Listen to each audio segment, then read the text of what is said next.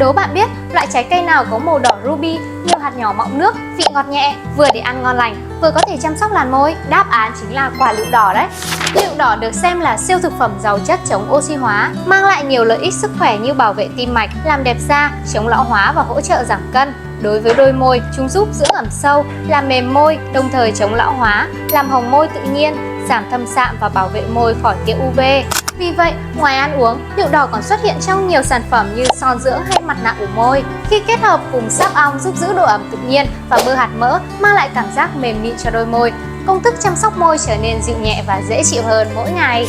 Từ sự kết hợp tinh túy trên, Dear Nature đã tạo ra sản phẩm ủ môi nụ với những thành phần an toàn, lành tính, là giải pháp dưỡng môi lý tưởng cho cả mẹ bầu và làn môi nhạy cảm nhất. Sản phẩm được vinh danh top 3 hàng Việt Nam được người tiêu dùng yêu thích nhất năm 2023. Đôi khi chỉ cần một chút chăm sóc nhỏ mỗi ngày, làn môi có thể trở nên mềm mại và dễ chịu hơn. Mọi người hãy thử trải nghiệm thêm một bước nhỏ chăm sóc môi với cảm hứng từ thiên nhiên này nhé!